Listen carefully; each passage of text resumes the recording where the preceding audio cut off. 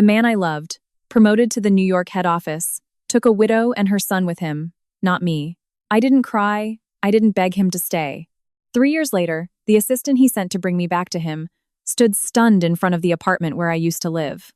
A neighbor remarked with a knowing look, "Oh, you're looking for Amara? Honey, you're way too late. She married Dr. Washington last year. They moved to London together." When he heard that report, his face turned completely ashen, and that night, he booked a flight to London.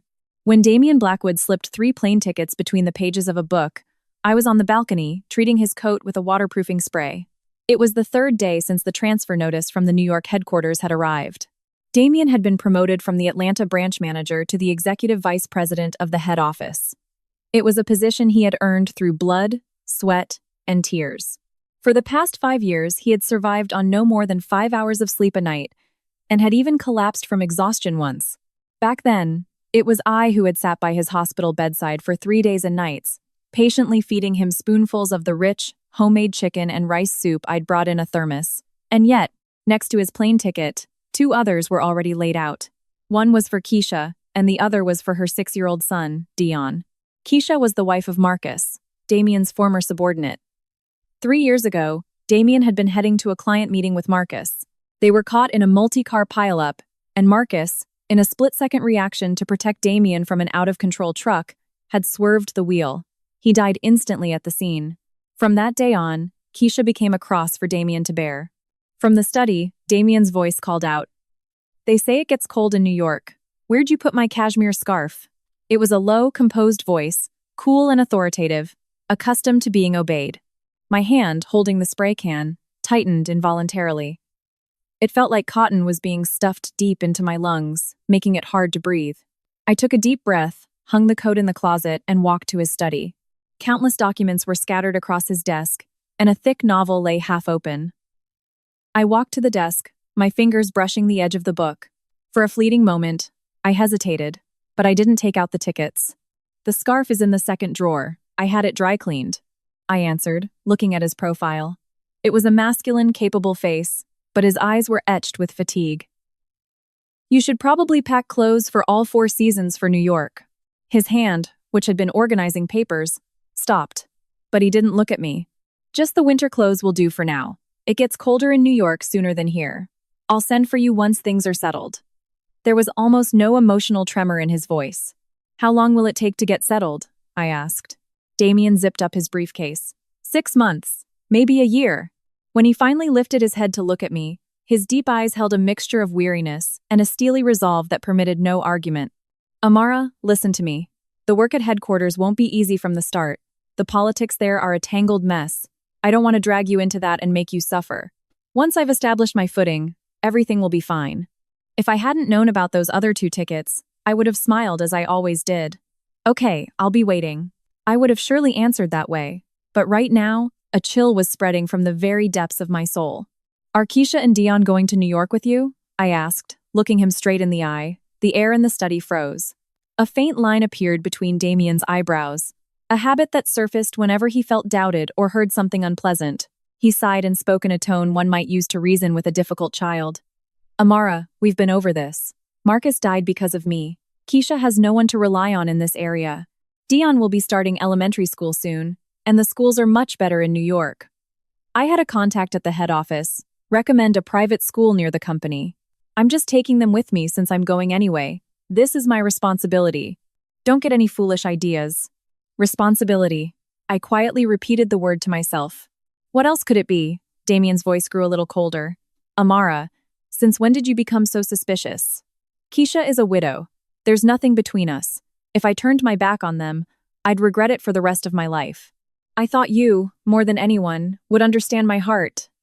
Just this once, don't make a scene." Damian approached me. As he always did, he reached out to touch my hair. I turned my head just slightly, avoiding his touch. His hand froze in midair. In the depths of his eyes, surprise and a hint of anger flickered. I had never once refused his touch. I had never looked at him with such cold eyes. "I have no intention of making a scene, Damian," I said with a gentle smile. "I was just confirming. Your flight is at 8 tomorrow morning, right? You should get some rest tonight. Don't oversleep." Damian stared at my face, as if searching for anger or sadness. but I was unnaturally calm, like a bystander, completely unrelated to the situation. He let out a breath, seemingly relieved.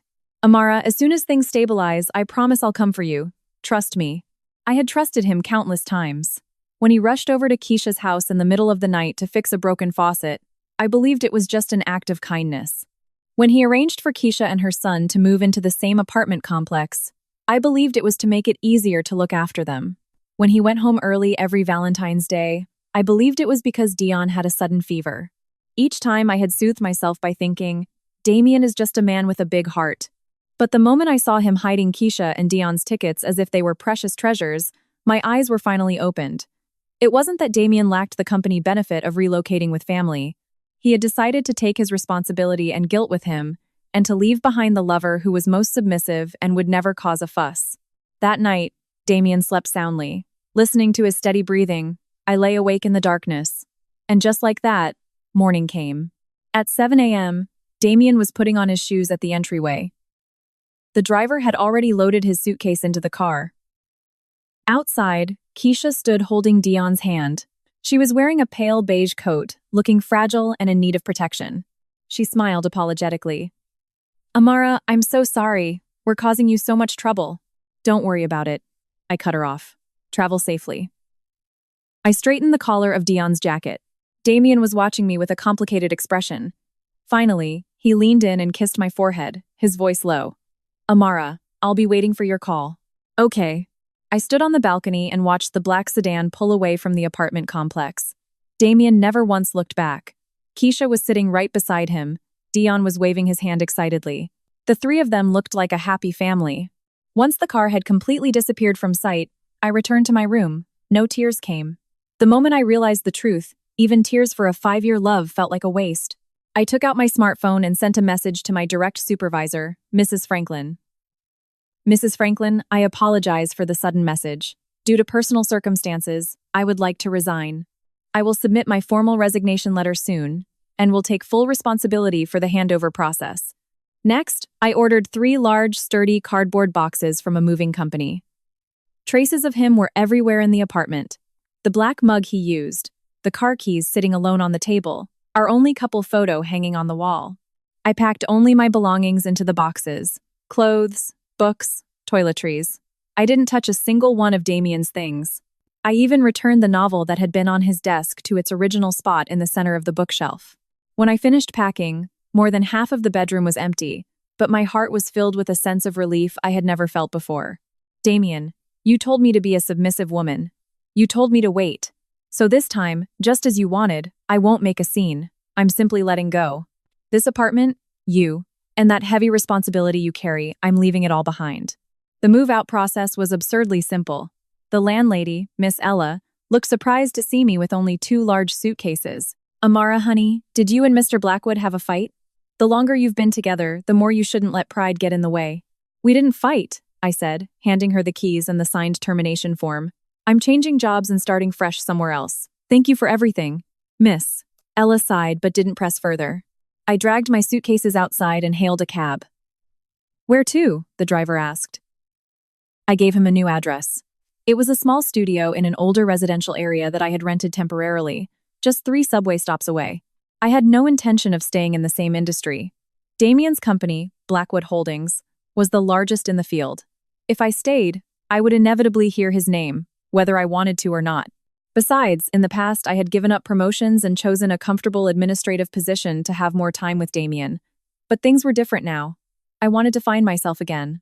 The new company I joined was a foreign-owned pharmaceutical firm specializing in new drug development. The work was demanding, and late nights were frequent.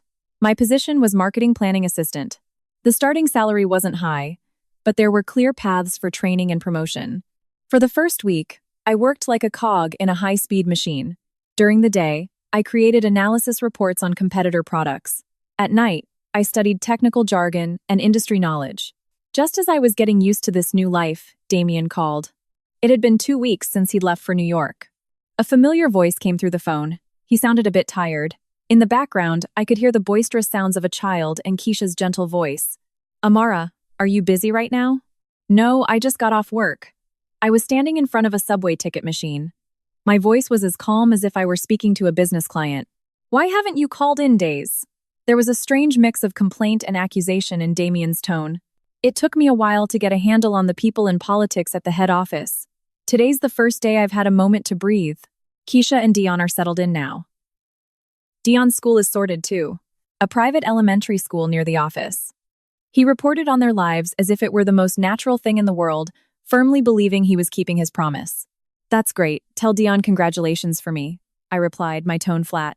Amara, is something wrong? Your voice sounds tired. He had finally noticed my coldness. Damien paused for a moment, then softened his voice. Are you upset I didn't bring you with me? Don't be a child. After my 3-month probation period is over and my position here is solid, I'll come get you. I've already instructed my assistant to look for an executive apartment. I'll make sure you have your own room, too. There's no need for that, Damien. I cut him off. What do you mean, no need? Let's break up. My voice was so smooth and calm, it surprised even me. The words came out as naturally as if I were discussing tonight's dinner menu. The other end of the line went dead silent. Only the distant sound of Keisha calling for Dion could be heard. After about 30 seconds, Damien growled in a low voice. Amara, do you have any idea what you're saying right now? It was a voice desperately suppressing rage. You're breaking up with me because I brought Keisha here? How many times do I have to explain it? It's my responsibility. I know. My reflection in the platform screen door looked exhausted, but there was no wavering in my eyes. Your responsibility is too heavy, Damien. So heavy that there's no time left for me, no space left in your heart for me to stay. I'm tired. I don't want to wait anymore. Don't be childish. Damien's voice turned ice, cold. I'm tired today. I'm not in the mood to argue with you. Let's cool our heads for a few days and talk again. There's nothing to talk about. I've already moved all my things out. I've terminated the lease. What? Before he could say anything more, I hung up the phone. And immediately, I blocked all of Damien's contact numbers. Next came Keisha, and then all our mutual acquaintances. I had no intention of giving long-winded explanations. I needed no persuasion, no mediation, no pity. I didn't want to be dragged down by a love that was already broken. I pulled out my SIM card and threw it into a trash can at the subway station. Then I went straight to a phone store and got a new number. That night, in my new studio, I stood alone, looking out at the city lights. It was the first time in my life I realized how liberating the air could be. No Damien, no Keisha. The shackles that had always demanded my unconditional understanding and sacrifice were gone. Once I started immersing myself in my work, my life became simple and fulfilling. My new direct supervisor was a strict, middle-aged woman. She was merciless with her words and at times seemed ruthless, but her evaluations were based solely on the quality of the work. If I submitted a high-quality proposal, she gave it the fair assessment it deserved.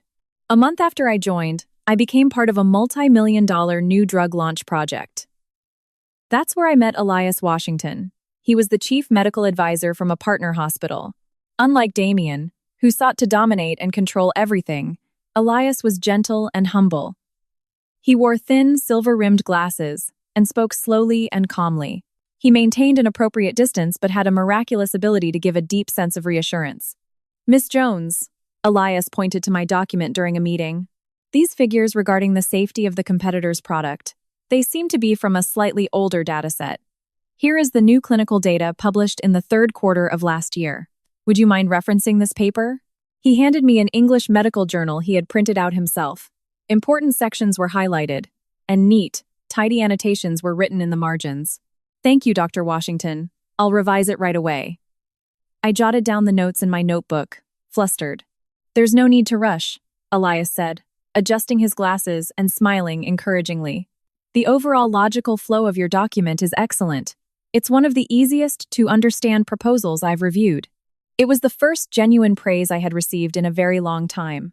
A compliment given not because I was Damien Blackwood's girlfriend, but because Amara Jones had produced good work.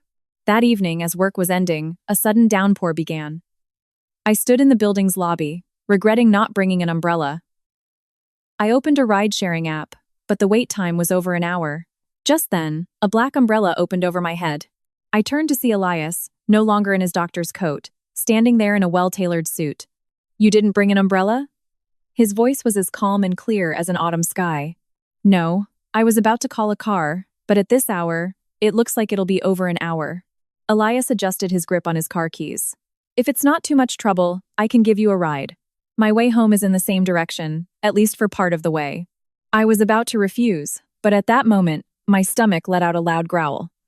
Elias chuckled, a soft, low sound. There was no mockery in his laughter, only a warm and friendly air. It seems we should solve the dinner problem before the ride home. Miss Jones, if you don't mind simple food, would you care to join me for dinner? The rain-soaked city lights blurred indistinctly, but under the umbrella, Elias's eyes were strikingly clear. I slowly nodded my head. Elias took me to a small soul food joint tucked away in an old shopping alley. There was no fancy plating from a high-end restaurant, no superficial socializing like Damien displayed at business dinners.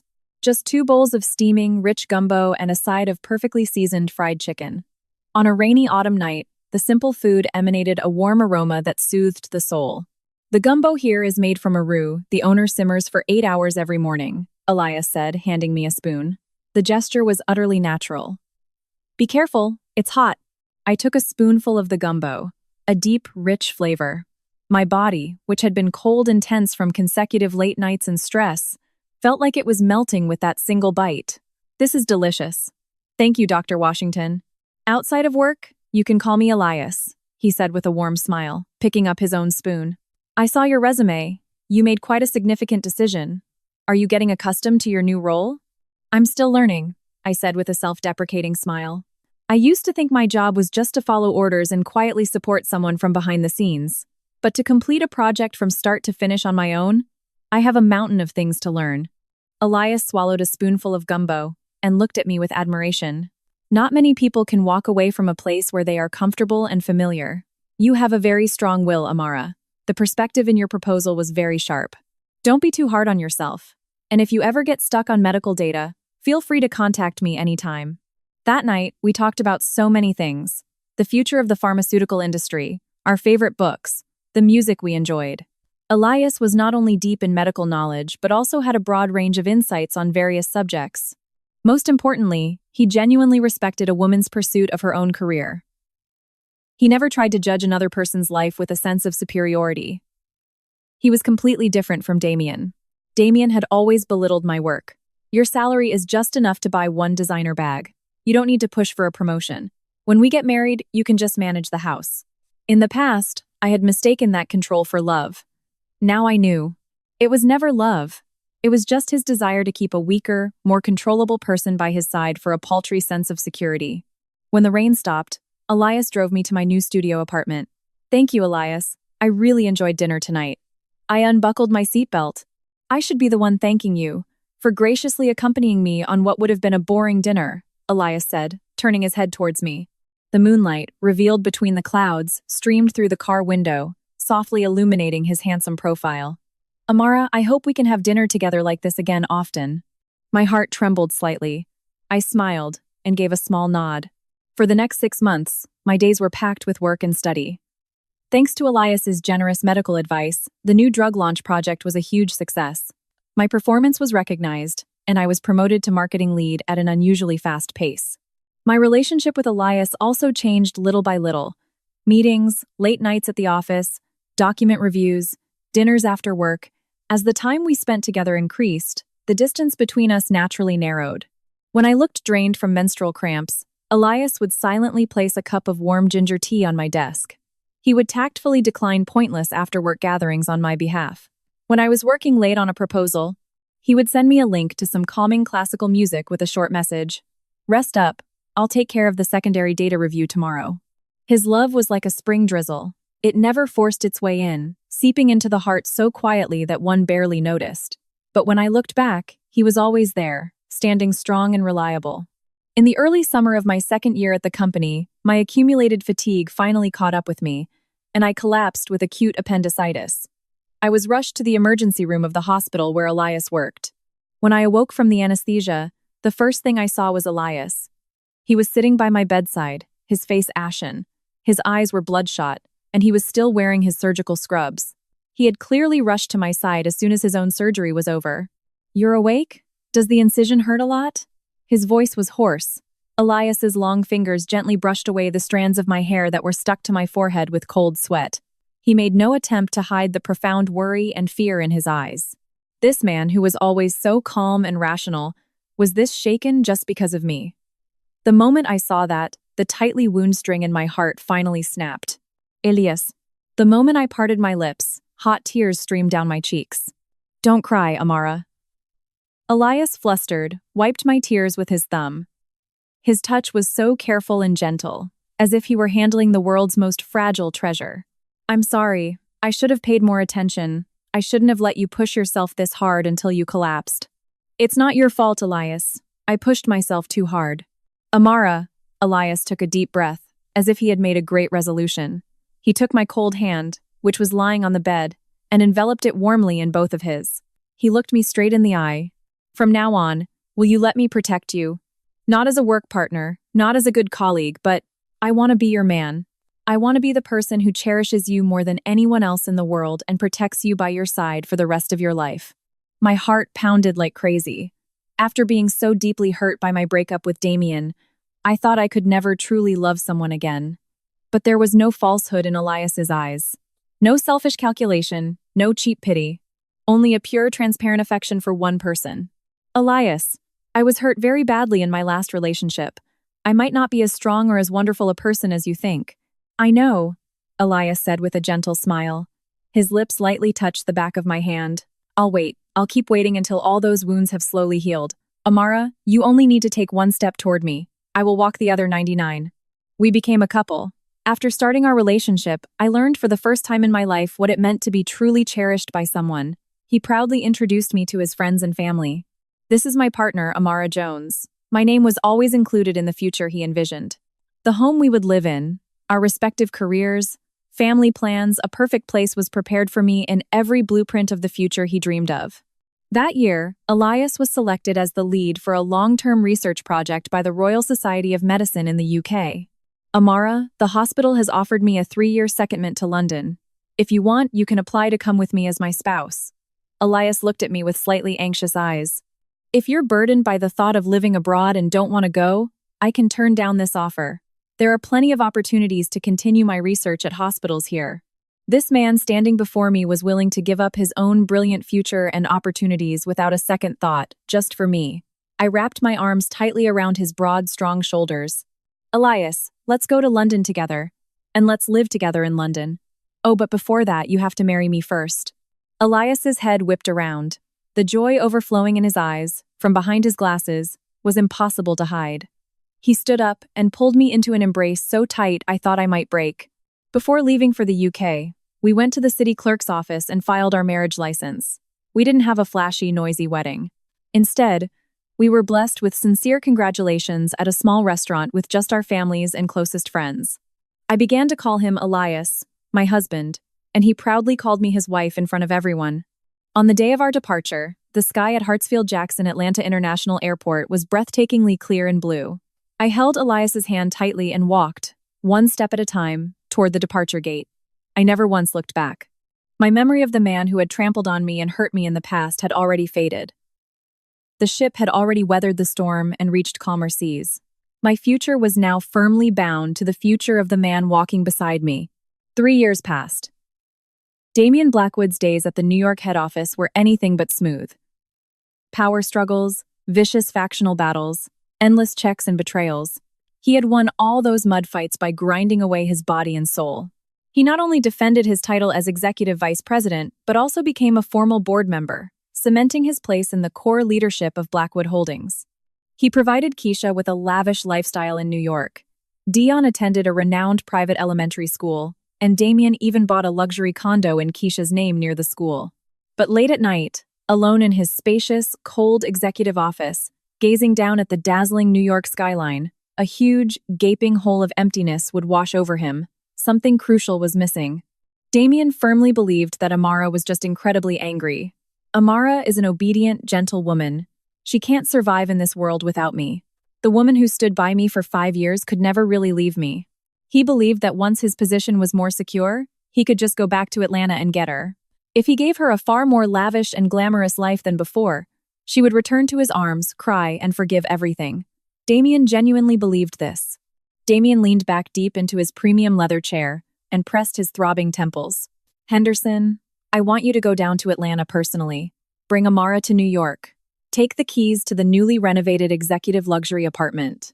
And stop by Tiffany's on Fifth Avenue and pick out the most expensive jewelry set. Tell her it's compensation for not being by her side for the past 3 years. Henderson, having worked as Damien's right-hand man for a long time, knew of Amara's existence better than anyone. He nodded immediately and hurried to book a flight to Atlanta for that afternoon. Henderson went straight to the luxury apartment where the two had lived together. It was in a quiet, green, affluent neighborhood, the first place Damien had bought after making his fortune. He took the elevator to the 17th floor. Standing in front of the familiar door, Henderson straightened his suit and rang the doorbell. But the apartment was dead silent. After several rings with no response, he was about to contact the management office when the door of the apartment next to them opened, and a middle-aged woman holding a trash bag emerged. Seeing the unfamiliar man in a suit, the woman narrowed her eyes suspiciously.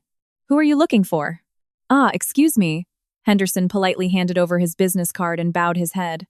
"I was wondering if Miss Amara Jones still resides here. I've come on behalf of an acquaintance to escort her to New York." Hearing Amara's name, the woman's eyes widened. Then she clapped her hands as if the idea was preposterous. "You're looking for Amara? My goodness, you're about 3 years too late for that. Mrs. Washington moved out a long time ago." "Mrs. Washington?"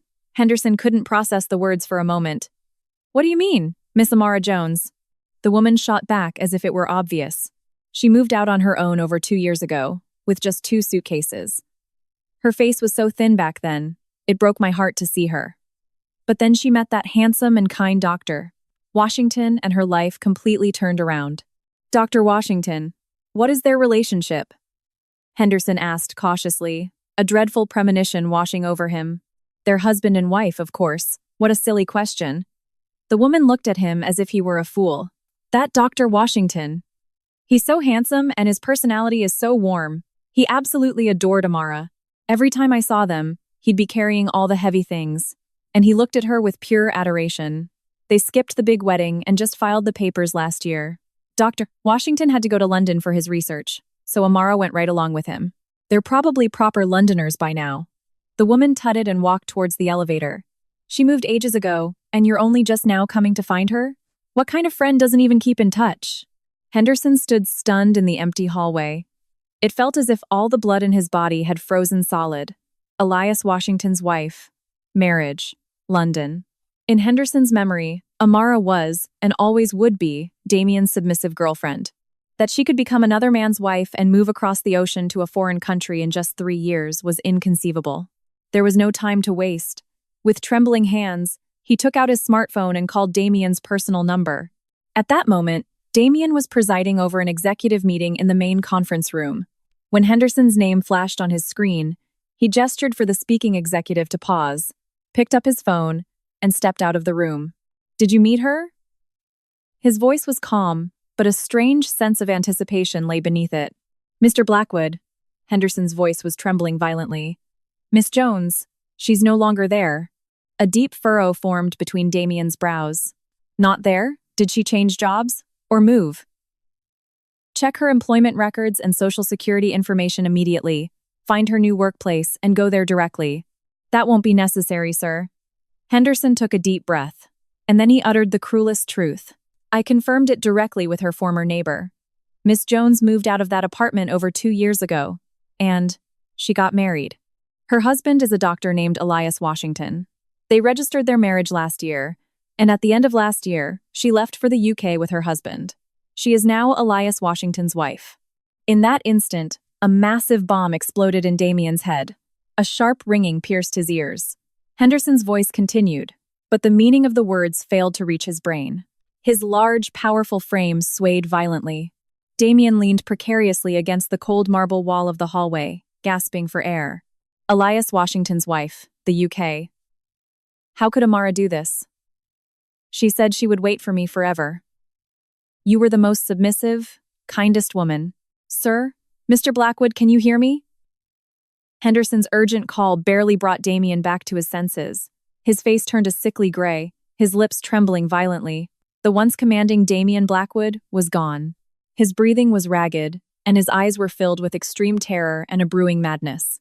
Just then, Keisha's voice echoed in his head like a hallucination. "Damien, you'll have dinner with me and Dion tonight, won't you?" In the past, It was a pitiful voice that stimulated his guilt and satisfied his superiority complex. But now, it sounded like a grating noise tearing his nerves to shreds. Responsibility meant nothing anymore. What good was the widow of a dead subordinate? The moment he realized that Amara had become another man's wife and had completely vanished from his world, Damien finally understood. The woman who had always waited for him silently in the same place was, in fact, the only salvation and sanctuary in his desolate life. Book a flight, now. Damien's voice was a mangled, animalistic rasp. Sir, the destination? London, UK. Find the earliest direct flight. Now. Slamming the phone off, Damien didn't return to the conference room. He ripped his tie off and ran like a madman towards the ground floor. On the face of the man who had always maintained his composure and looked down on people with arrogance, a gut-wrenching terror and despair were etched for the first time in his life. During the 12-hour flight to London, Damien didn't sleep a wink. He didn't even touch the premium wine the flight attendant offered. With bloodshot eyes, he stared into the thick darkness outside the window, chewing over and over the words Henderson had delivered. Elias Washington's wife, left for London. The words mercilessly dug into his mind like rusty nails. Every breath he took was agony, as if his lungs were being torn apart. Damien simply could not accept reality. Amara was the obedient bird he had left behind in Atlanta. No matter how far she had flown, if he extended his hand, she was supposed to naturally return and nestle in his arms. But now, that bird had not only left the nest, but had settled into another man's warm embrace across an unreachable, vast ocean. London Heathrow Airport. A gloomy, fine rain was drizzling from the early morning sky.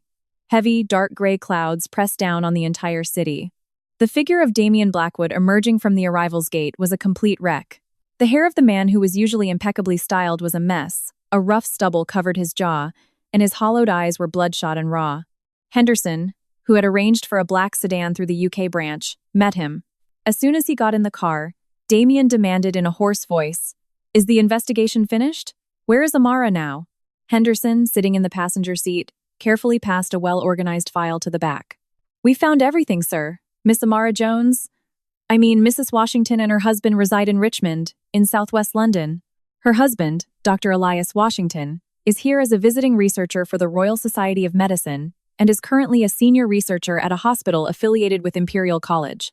Miss Jones also passed the professional qualification exams with excellent scores 6 months ago.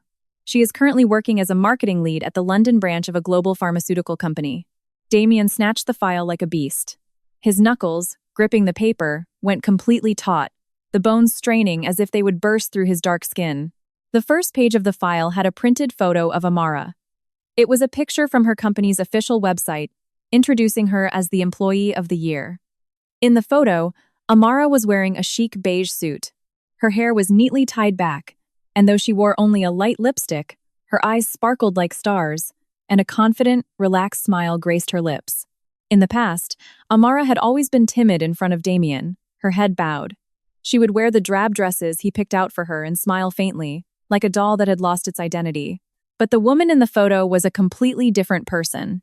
Like a phoenix gloriously resurrected from the ashes, she was dazzlingly beautiful, radiating a powerful light that no one could dare ignore. The moment he saw the photo on the next page, the last thread of Damien's sanity snapped. It was a candid photo of Amara and Elias taken in Richmond Park. Elias was wearing a cozy gray coat, his arm wrapped affectionately around Amara's waist. Amara was leaning against his broad shoulder, smiling brightly, holding the leash of a golden retriever in her other hand. There wasn't a trace of shadow in the image of the two of them laughing under the brilliant sunshine. Elias Washington. Damien ground his teeth so hard his jaw felt like it would shatter, spitting out the name. An uncontrollable, horrific jealousy and murderous rage burned fiercely in his eyes. What the hell could this bastard possibly give Amara? "Mr. Blackwood," Henderson asked cautiously, reading the mood. "Shall we go to Miss Jones's company, or her residence?" "The house," Damien said, squeezing his eyes shut and viciously crumpling the file in his hands. "I don't want to disturb her at work. I'll wait for her where she'll return." The sedan moved heavily through the rain-slicked London streets. Watching the foreign scenery flash by the window, Damien was drenched in a cold sweat.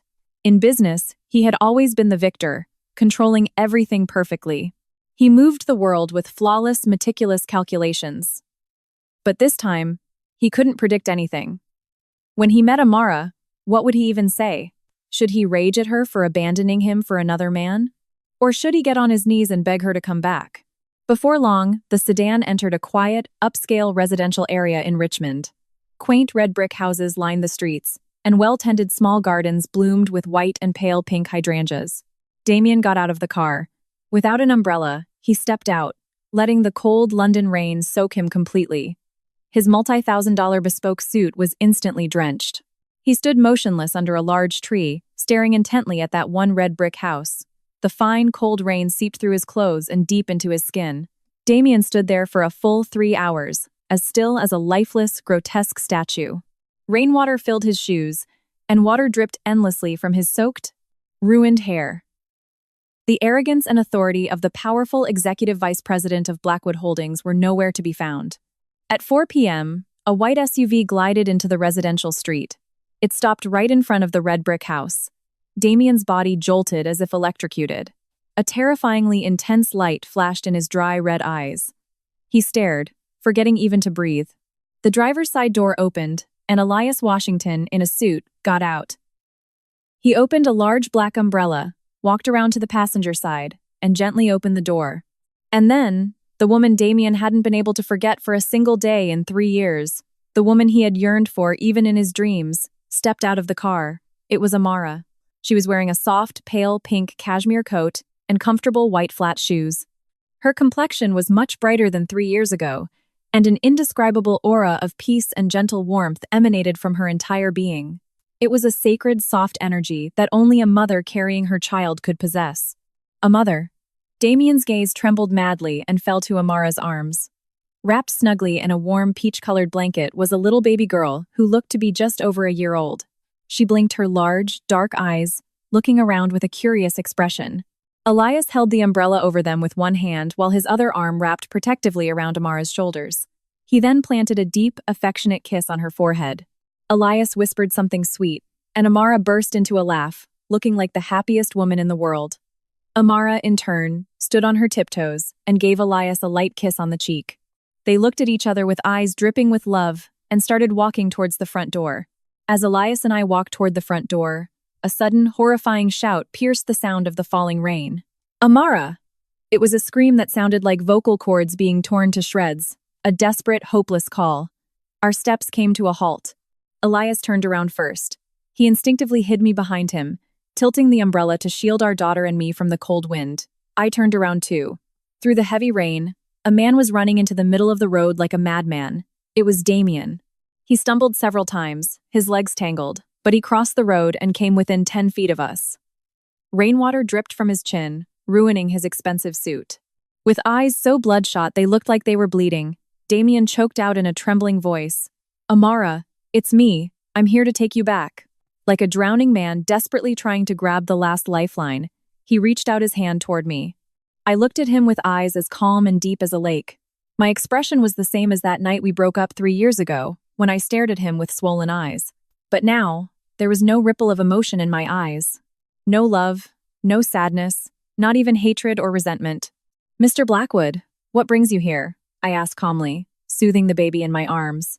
My tone was like one you would use for a not-so-close classmate you ran into by chance after 10 years. That terribly polite, devoid of emotion voice was crueler than any sharp criticism, brutally shredding Damien's heart. "Amara, let's go. You're coming back to the States with me." Damien stumbled a step closer. Hot tears mixed with the cold rain, streaming endlessly down his tense cheeks. "I was wrong. I was a damn fool. There wasn't a single day in the last 3 years I didn't think of you. Keisha and Dion are perfectly settled now. I swear, I'll never have any private involvement with them again. My debt to Marcus, my responsibility, it's all over.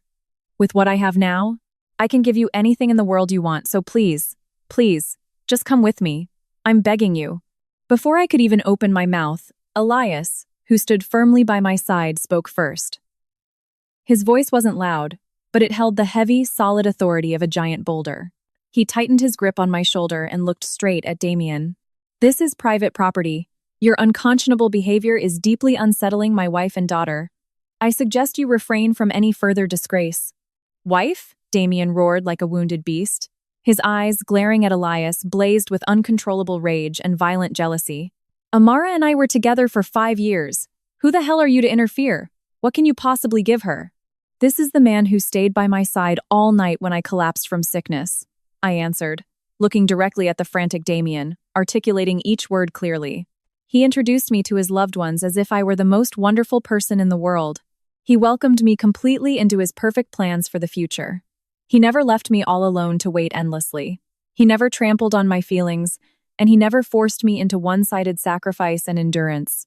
Damien froze on the spot, as if struck by lightning. He looked at me with tear-filled eyes, then his gaze fell to the baby in my arms, who was starting to cry, startled by the strange man's shouting.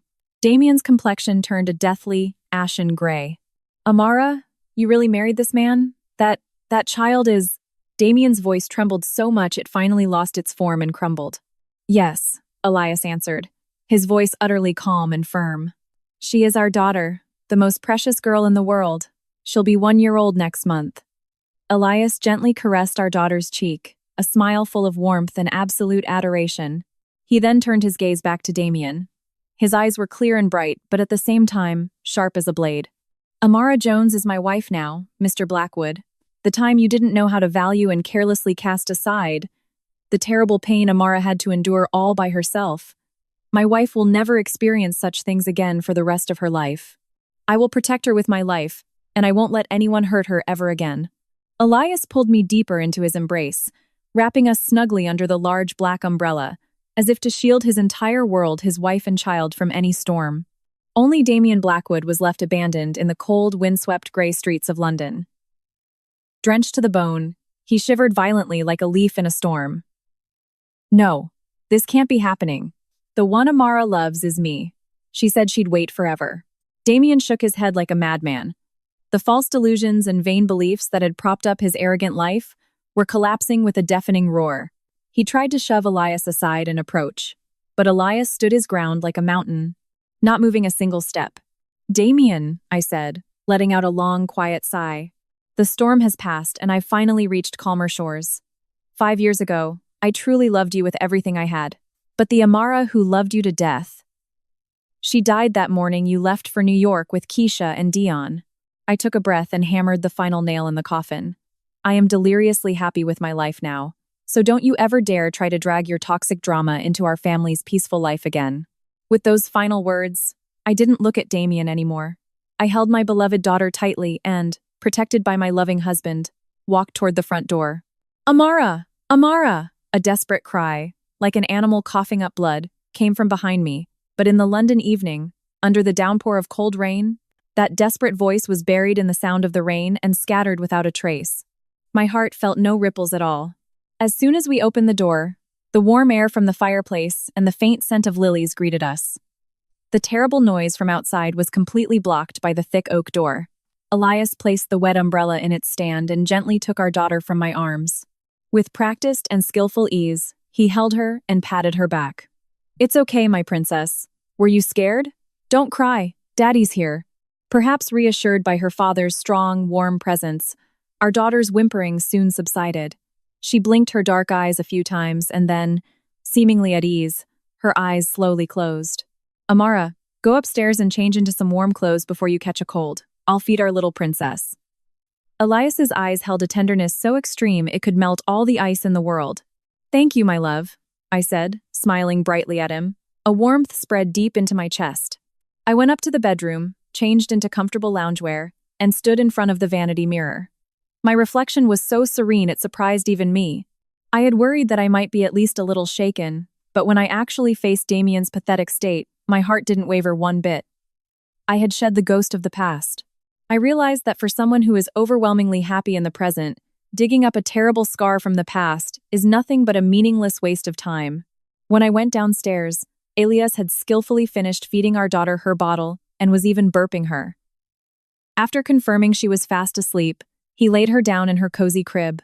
Then he came to me and took my slightly cold hands, gripping them tightly in his own large, warm palms.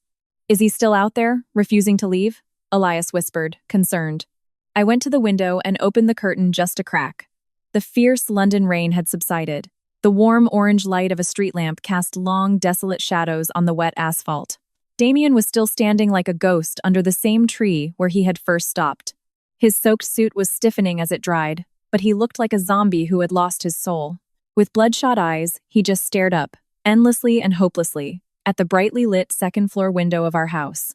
Should I go out and get rid of him for good? There was no anger or annoyance in Elias's voice, only a deep consideration and respect, worried that his wife might be stressed. No, I said, decisively closing the curtain. Let him freeze to death out there all night. I leaned back on the plush sofa, looked up at Elias, and said in a playful voice, Dr. Washington, what's for dinner tonight? I'm suddenly craving a tomato pasta with lots of beef. As you wish, Mrs. Washington. I shall prepare it for you immediately. Elias laughed, lightly pinching my cheek. He then started humming as he headed to the kitchen. Soon, the whir of the kitchen fan and the cheerful sound of a knife rhythmically chopping on a cutting board flowed into the living room. As I sank deep into the sofa, listening to the sounds of this ordinary, affectionate daily life, a complete sense of peace washed over me from the bottom of my soul. Damien Blackwood spent a wretched night on a cold bench across the street. The next morning, the clear, transparent London sunlight broke through the thick clouds, brilliantly illuminating the street strewn with wet leaves. Elias and I, our hands tightly clasped, opened the front door to go grocery shopping at a nearby market. At the sound of the door opening, Damien, who had been hunched over on the bench, sprang up as if on a spring. His frozen joints screamed in protest, his legs trembling pathetically. The arrogance of the Blackwood Holdings EVP who held immense corporate power, the sky-high confidence not a speck of it remained. As we descended the steps together, Damien just stared blankly, like a corpse. His ashen lips moved a few times as if to say something, but he had now lost even the courage to take a single step toward me. I walked side by side with Elias, my arm linked securely in his. Just before we passed in front of the broken Damien, I stopped for a moment. A sliver of final, desperate hope flashed in Damien's dead eyes. Mr. Blackwood, I declared, my voice as cold as ice. Go back to the States. In New York, the heavy responsibilities you chose with so much bloodshed are waiting for you. The people I should cherish more than my own life, my perfect happiness. It's all here. I looked up at Elias standing beside me. He met my gaze with a deeply affectionate and reassuring smile. Damien stared at our tightly intertwined hands as if he were shedding tears of blood. And he saw in Elias's eyes the overflowing, fierce love for me and the terrifying resolve to protect me no matter what. In that moment, Damien Blackwood finally saw that he himself had thrown the woman who had loved him more than anyone in the world for 5 long years into the mud, and that for 3 years after that, he had wallowed in the disgusting delusion that she would come crawling back if he ever deigned to come for her. And during all that arrogant, wasted time, she had become a radiant, happy woman in the warm embrace of a man far better than him. I'm sorry, Amara. Damien squeezed his eyes shut in a pain that felt like his lungs were being torn apart. Hot tears dripped down his dirt-streaked cheeks. The worthless, pathetic apology, 3 years too late, scattered meaninglessly into the cold London morning air. He finally turned his back. With heavy, miserable steps, like a beast with a broken leg, he walked away, one step at a time, into the distance. His retreating figure was the most pathetic and desolate in the world. Without once looking back, he vanished forever into the thick morning fog of London. What are you thinking about? Elias asked softly, squeezing my hand a little tighter. I was thinking we should buy a little extra beef at the market, I said, looking up at my perfect husband and laughing brightly. All right, whatever Mrs. Washington commands, we'll buy plenty. The brilliant morning sun wrapped the two of us in a sacred, warm embrace as we walked the streets of London. Beneath our feet, 2 long shadows stretched out warmly. The 2 shadows were perfectly intertwined, moving forward in the same direction, without a single waver. My future already exists in the midst of a dazzling light. With the person I will love for the rest of my life, I was already walking powerfully toward a new life.